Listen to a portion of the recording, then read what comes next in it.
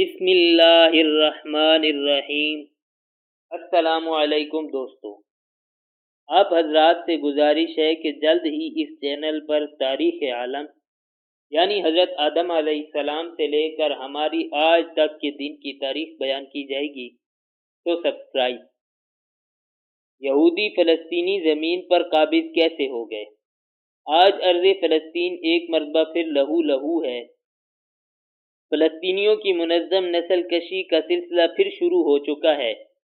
یہودی جو صدیوں سے در بدر تھے، آج وہ اس زمین کے اصل مالکان کو بے گھر کرنے کے درپے ہیں۔ آج ارض فلسطین انسانیت کو پکار رہی ہے۔ آج ارض فلسطین امت مسلمہ کی راہ دیکھ رہی ہے۔ تاریخی طور پر یہودی اپنے وطن سے کئی بار اجڑے اور بسے ہیں۔ کبھی روم میں انہوں نے پناہ لی، کبھی بابل میں جا بسے، کبھی عربوں اور کبھی عثمانوں کے زیر نگیں رہے، یہاں تک کہ ہٹلر نے ان کا وہ قتل عام کیا کہ جس کی یاد آج بھی ہر یہودی کے رونگٹے کھڑے کر دیتی ہے۔ برطانیہ اور دیگر یورپی ممالک نے 1920 عیسوی سے پہلے ہی یہودیوں کو ایک جگہ بسانے اور ان کے لیے ایک الگ ملک قائم کرنے کی منصوبہ بندی کر لی تھی۔ تاریخی حقائق کے مطابق 1918 عیسوی میں فلسطین میں مسلمانوں کی آبادی تقریباً 6 لاکھ جبکہ یہودیوں کی آبادی صرف 60,000 تھی، لیکن 1922 عیسوی میں یہودیوں کی تعداد 83,000 تک پہنچ گئی۔ یوں ایک منظم پروگرام کے تحت مسلمانوں کی آبادی گھٹتی رہی اور یہودیوں کی آبادی بڑھتی رہی، یہاں تک کہ 1948 عیسوی میں یہودیوں کی آبادی 7 لاکھ تک پہنچ گئی اور پوری دنیا نے مل کر فلسطین کا حق غصب کر کے یہودیوں کو ایک الگ وطن دے دیا۔ 15 مئی 1948 عیسوی کو اسرائیلی ریاست کا قیام عمل میں آیا۔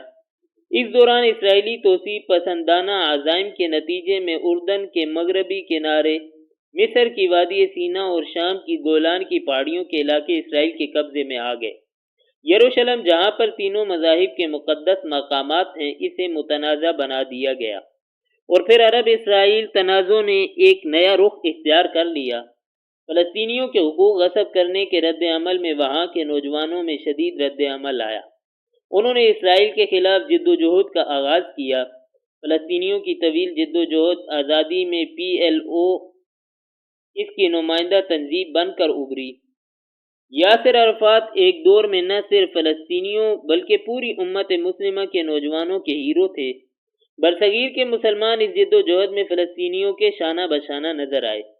22 جولائی 1940 عیسوی فلسطین پر دہشت گرد تنظیموں نے بمباری کی تو اس وقت برصغیر کے مسلمانوں نے قرارداد کے ذریعے فلسطینیوں کی بھرپور حمایت کی۔ اس سے پہلے 1938 عیسوی میں قاہرہ میں انٹر پارلیمان کانگریس کا اجلاس ہوا تو مسلم لیگ کے 2 رکنی وفد نے فلسطینیوں کے ساتھ اظہار یکجہتی کیا۔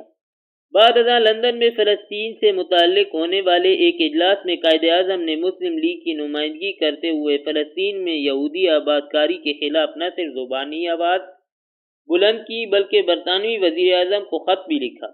1947 عیسوی میں بھی اقوام متحدہ نے اپنی قرارداد کے ذریعے 2 ریاستی حل کی بات کی، جس سے اسرائیل کے قیام کی راہ ہموار ہو گئی اور فلسطین کے 56% رقبہ کو اسرائیل کا حصہ بنا دیا گیا۔ اقوام متحدہ کے اس سری ظالمانہ فیصلے کے خلاف بھی فلسطینی آج تک جدوجہد میں مصروف ہیں۔ فلسطینیوں کی جدوجہد آزادی کے دوران مختلف فارمولے اختیار کیے گئے۔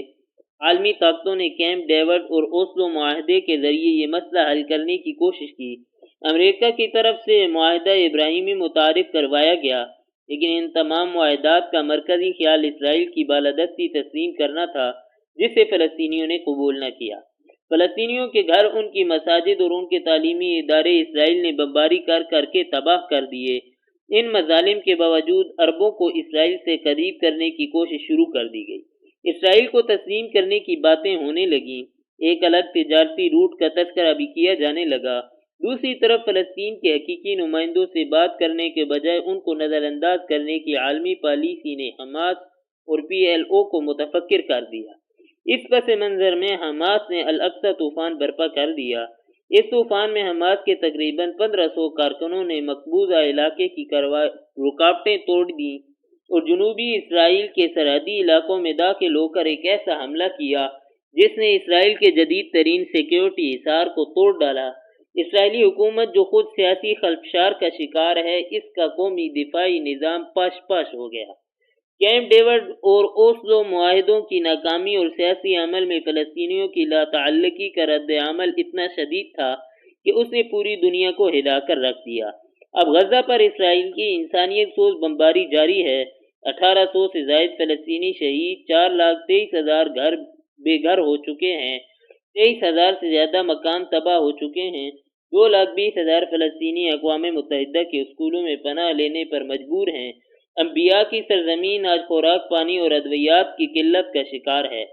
پی ایل او اور حماس جو سیاسی طور پر باہم متحارب ہیں، وہ اب ایک پیج پر ہیں۔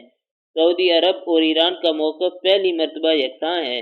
پوری دنیا کے عوام فلسطینیوں کے لیے اٹھ کھڑے ہوئے ہیں۔ نارملائزیشن کا عمل رک گیا ہے۔